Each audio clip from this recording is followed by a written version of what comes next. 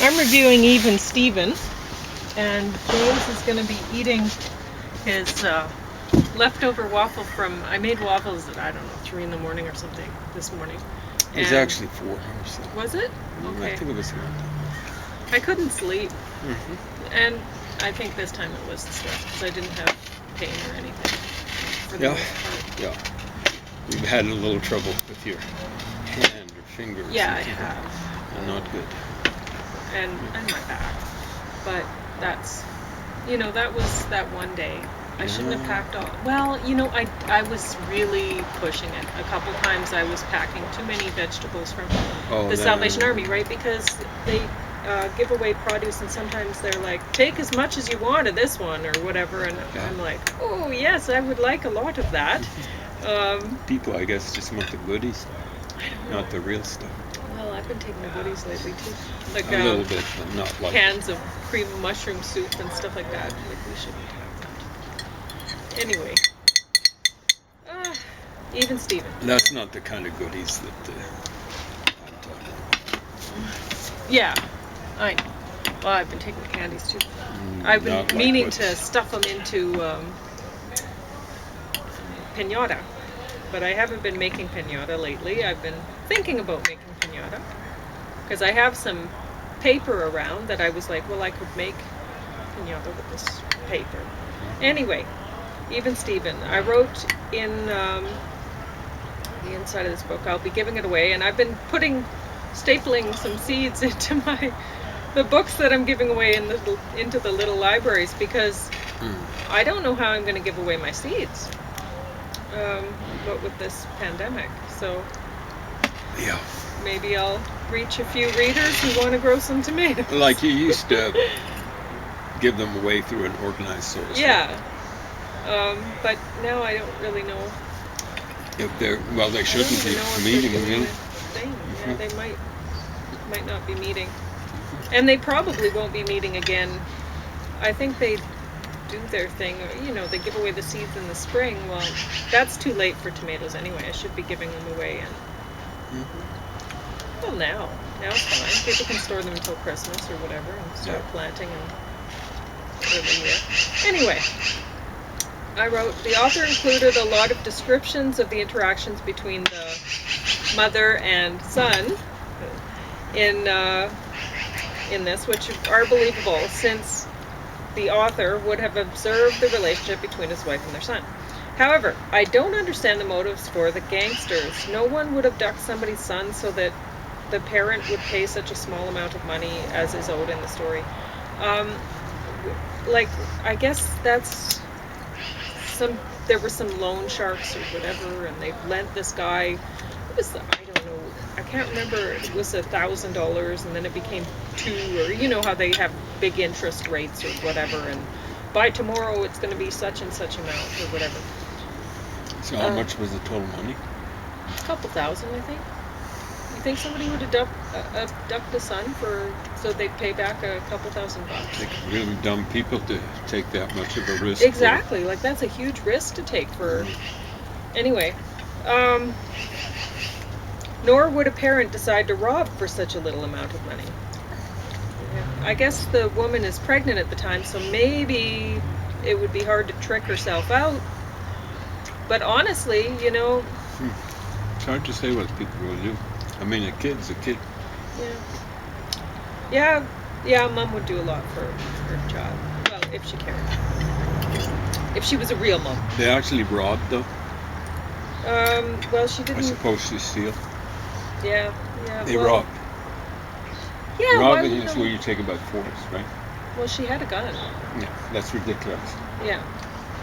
People who are nice, and who really needed money and could think of no other way, they'd steal. They wouldn't rob. You're right. That's the thing. Yeah, it seemed really unbelievable. When you get horrible people being represented by Black Lives Matter, and they've done things like George Floyd. Yeah, when they're awful. Held people up by gunpoint. If he needed money, there are plenty of ways of taking money away from people without. Sure, people do it to us all the time. Exactly right. Things go missing all the time. Thank Anyway, heavens they don't do it at gun or knife point. yeah, So Yet. maybe we should be thankful. yeah, exactly. Relatively speaking. So, people aren't forced by their economic circumstances No. to be violent, to rob and stuff like Yeah. that. They like doing it. Anyway, so the story starts off all right, but then becomes a dream, and not a very entertaining one. The ending isn't good. There's no way it would end happily ever after for the couple in the story. So I guess I can tell you the couple in this story. It happens really quickly in the story, so I can tell you they come. A boy wanders into their campsite, like a little gaffer, and he's scared, and something bad has happened, right? And they instinctively know that this boy needs some care, right? And but the couple had just miscarried, and it was a late term miscarriage, so they were having to give birth to a dead baby, and which I've known of people that this has happened to, and it's very upsetting for them. Like in the story, the couple is like, well, when people are talking to them, trying to console them, the couple, their attitude is they've lost a son. Like, they didn't have a miscarriage, they lost their baby, right? Their baby died. And they couldn't understand how other people couldn't understand that. Because, I mean, this was really late term, and she was giving birth, and I think that's common for people to feel that way. Once it's, when it's that late,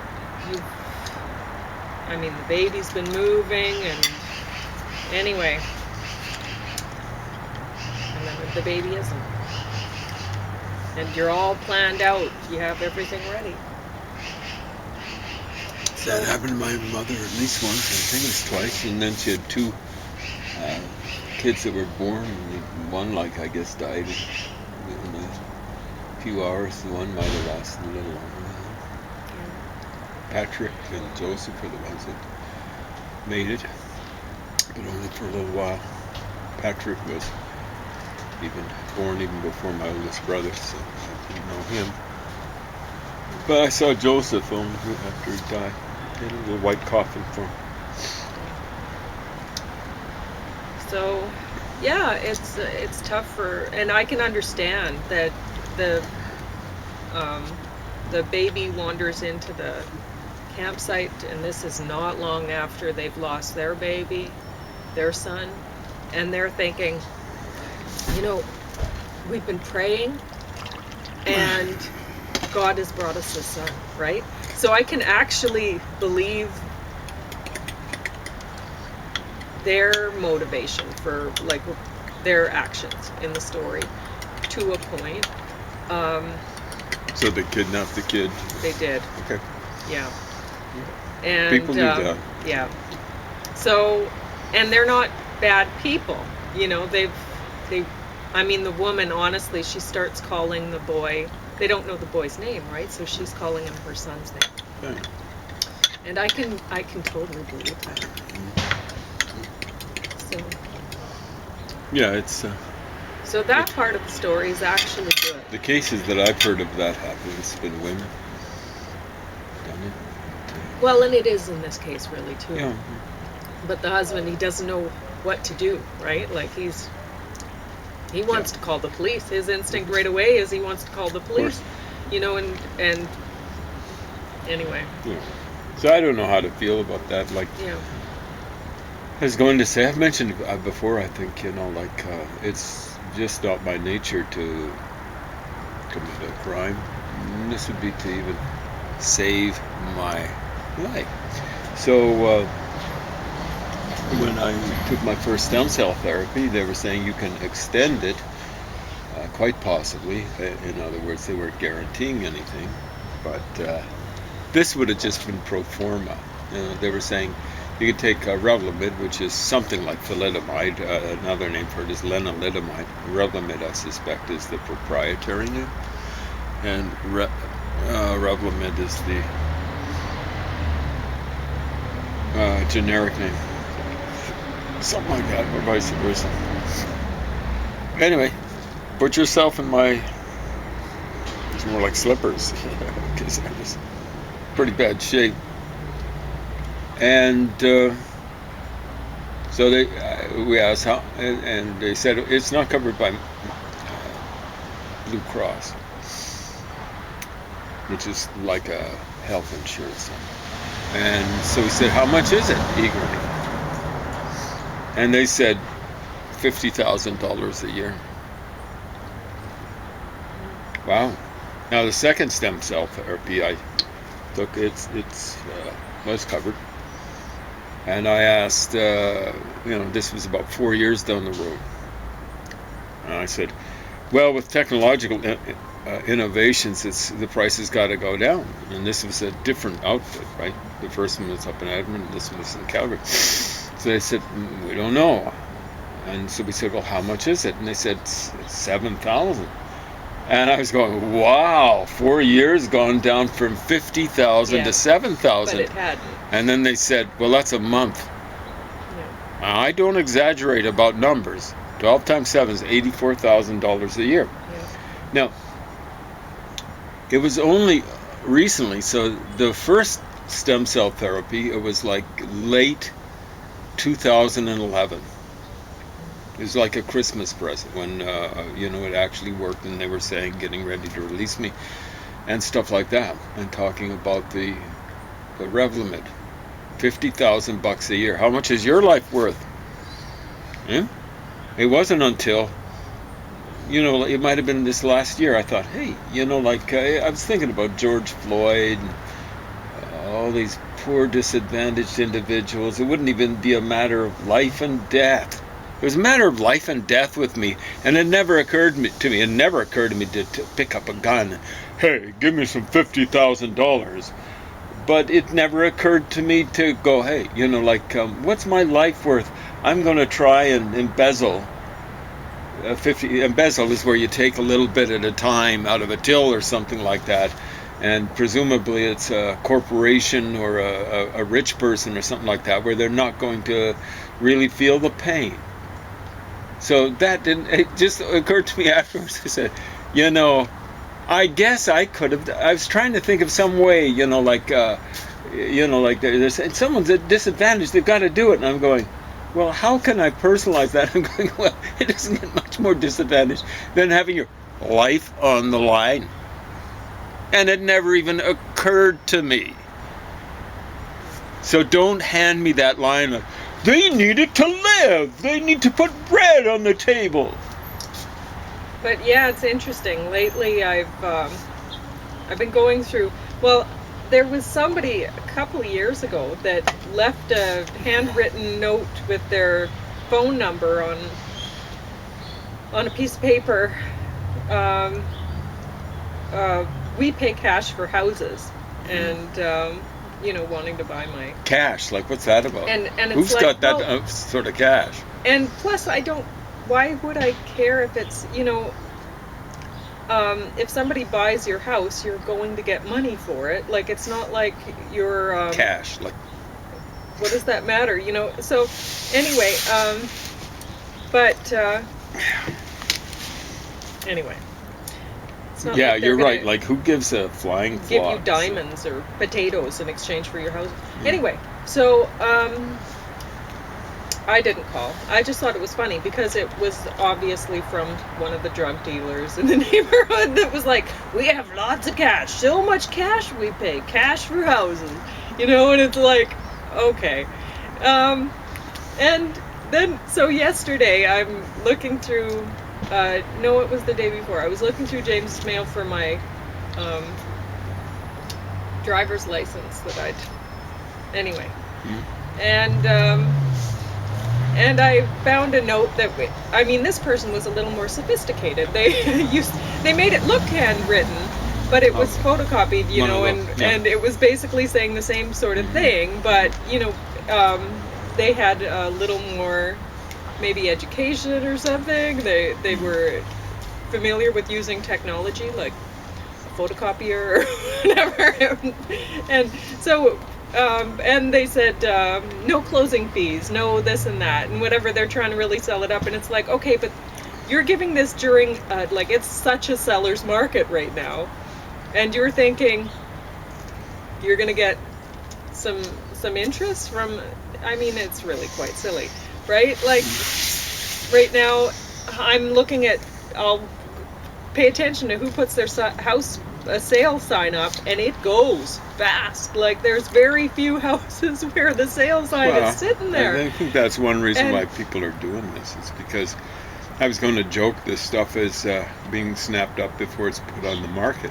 But that's to a large extent what these hosers are doing, right? Yeah. Let's take your house. And anyway, so I was thinking, you know, there's probably a lot of drug dealers with a lot of money, and they might be, say, buying apartment buildings and stuff like that. Hard to say. I was thinking about it yesterday. And they like getting legitimate businesses as a front. Yeah. It's weird that they're buying apartment buildings, but I think they might be. Anyway, that's something I was thinking about. And, well, yesterday was such a perfect day that nothing was really getting me down. But I guess it kind of, I mean, it... Are you leading up to the press conference? Yes, I am. There we go. That's a good segue. Dina Hinshaw, so Tyler Shandrow. Even after that, I'm watering James's tomatoes, and I'm thinking, what a perfect day. But, you know, then later on, I guess, in the middle of the night, I'm thinking about it. Those scumbugs. But basically, in Alberta, what we have now for the winter, going into the winter, is only emergency care. And she didn't say that exactly. That's Dina Hinshaw didn't say that exactly, no. But she's a smoothie. That's, if you break it down, that's what you got for the healthcare system. If you listen to actually what she was saying, that's what you got. You got emergency care only. And this is because of the people who are running around like, well, even the people who are running around vaccine passport, I don't have to wear a mask anymore, or whatever. You know, like, it's... Now, they've been set up to do that by various governments, but they're stupid. I mean, they're stupid. I mean, the government is actually using them to spread COVID around. And they're saying now, oh, well, it's an endemic. We're going to have to get used to it. Well, what does that mean, get used to dying? Because... we have to live with it. They say, well, some people are going to have to die with it. Yeah, a lot of people are going to have to die with it because it's going to keep mutating. It's going to keep mutating. It's already shown us that, right? It's already shown us that. And funny thing is, you didn't have to be shown it because we know the way flu is. You have to have at least a new shot every year, and I think is it every season, like twice a year you need the shot? Well, they give the shot out in the fall and good until spring. Till usually, spring. But anyway, at least once a year, and maybe twice a year. So I don't know how the elderly have to deal with it. Do they get more? Maybe they do. I don't know. I don't know. But I think at any rate, it's at once least the sun's back and you're healthy again. You know, it's tough getting through the winter. So here they've set up not a perfect storm. The perfect storm was basically what they were doing initially until they saw what was happening with the healthcare system in Italy. And this is well over a year ago. And they go, we can't have that happen because we might end up in hospital too. Yeah, they want to be able to get their own people taken care of. But it's like, okay, Dina Hinshaw, you should be at the bottom of the triage list. Right at the bottom. Yep. None for you. None for you, you scum. I mean, the captain goes down with the ship. Tyler Shandrow, too. So, Jason any Kenney. of you guys controlling this thing? You are absolute scum. You are evil. Evil. Because you're killing people. You are and you're letting people die. Or, in essence, you know. No, you know. You know what's going to happen, and you just let it happen. You are absolutely evil, you disgusting skunks. I mean, you could say, well, maybe manslaughter, but no, I would say murder, because minimum manslaughter. This is a weapon that three skunks should be in jail. You understand the nature of this weapon, Dina Hinshaw. Yeah, you're smooth, So, but you're smooth like what goes through a goose, eh? Anyway. I hate to talk that way, So but she was talking about how they're pushing back surgeries, they're trying to, only give care to the people who really need it. They're pushing people out of hospital, more people into home care situations. And we've been through home care. Home care is an abbreviation, okay? We know it's about home carelessness. Yeah, it's right? You care for your loved one. And like with James, it took 3 people, me, my mother, and my sister, to care for him so that he could come back. And that was with the healthcare system actually acknowledging the fact that he was dying at that point. So, without it, he just would have died. And an example is you had they got a cell phone for me. Pauline got a cell phone for me, and so I could answer the phone. I mean, I couldn't get up. Well, I wanted him to be at the time. You could get the cell phones were expensive to use, and at the time you could get a plan where you had 5 or 10 people, a limited number of that you could talk to for free, and then everyone else you paid a huge amount or whatever. And so I got the plan and for his family, so he could talk to his family all the time. And so long distance plan.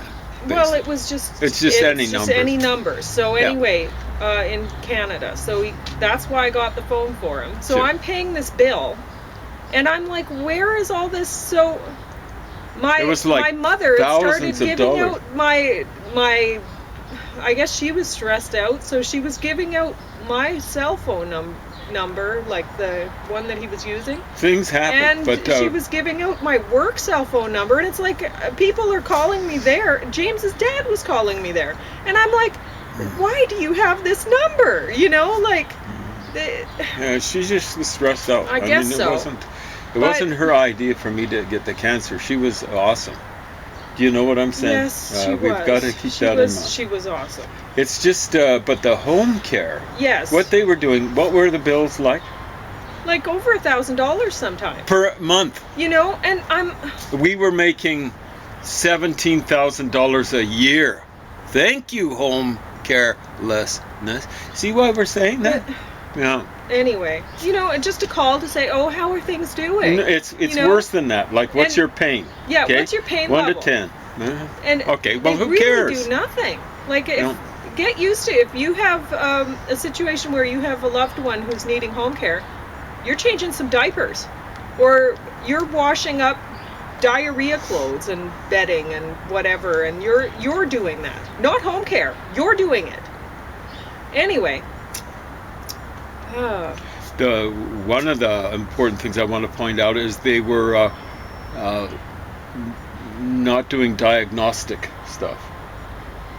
From my understanding, is they were just cutting it out. I think they were cutting it out. Yeah. Thank you, Dina Hinshaw. And so it's like for cancer patients. What the? So you've got to diagnose this stuff now. Right now, everyone. This winter, everyone will be getting a feel of how passive people, the healthcare system that passive people have actually gotten all the way along. Because that's what happens. You go into the doctor, if you're somebody like me, you go into the doctor and they don't give you tests. You keep going to the doctor, something's wrong, something's horribly wrong, you're having a hard time working. Because sometimes you're like, I'm not going to be able to work, and what's going to happen? How am I going to care for myself then? Your back's went, and you're trying to drag yourself around the room by your hands because you can't stand up. And you're like, well, I can't go to work this way. What if it stays forever? And anyway, so you get to the doctor and they do nothing. And you're like, Oh, What am I they gonna do? They do And worse. then you go, you might find a doctor that will give you some tests, and you're looking at these tests and going, this has nothing to do with what my problem is. They're not going to find anything, with this. And so basically you're not getting any care. Yeah.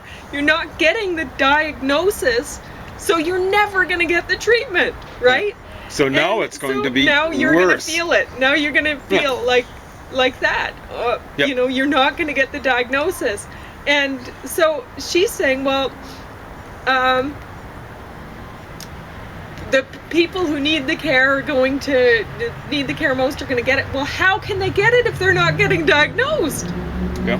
It's ridiculous. Yeah. So it's you're just going to stuff that's feel been just like I diagnosed have before. felt for decades. You're going to feel like that. You're going to understand what it feels like a little bit to be a passive person in this society trying to get health care. It's It'll even be some aggressive people doing that. With me, it was 8 years, 10.5 months trying to get doctors serious about things.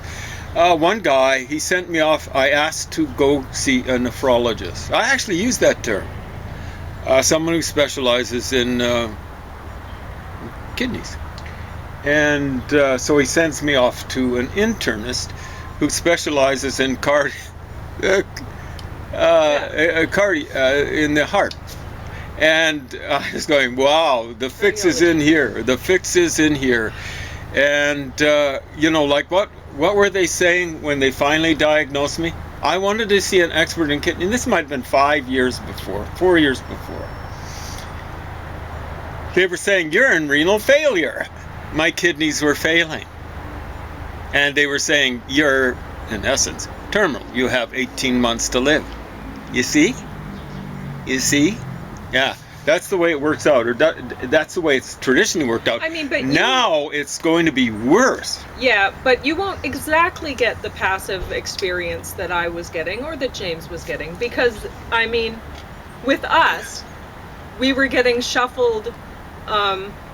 It was malicious. It was actually the way that they were sending us to other people, or not at all, or not just sending us back home again and not doing anything, which I think that was honestly worse. When, there was a time where James had to go to emergency, and they sent him home. They pumped him full of morphine and stuff, and they sent me home with, I think, 5 Percocet pills or something, and I'm like, what am I supposed to do with this? I just held on to those for doctor's appointments. I can remember going to one doctor, messed you over, trying to get some more. Eventually they had me on. Now, I wanted understood, in case you're figuring, hey, this is a good place to hit or something like that. I'm not on opioids anymore. I haven't been on them for 9 years. Okay, so they had me on, what is it? One of those ones. They were suing them for. It's not Percocet or whatever. It's OxyContin. Yeah. Okay. There's another one that's similar. It's one of those two. Oxymorphone or something. I don't know what. Well, it would be. I ultimately have no was idea. on hydromorphone. They That's switched me over from OxyContin. There's another one that's like it. So they switched me over, but I was on OxyContin and or something. There's another thing like it, and I had to refill. This was to go up to Grand Prairie, right? Just to get me there.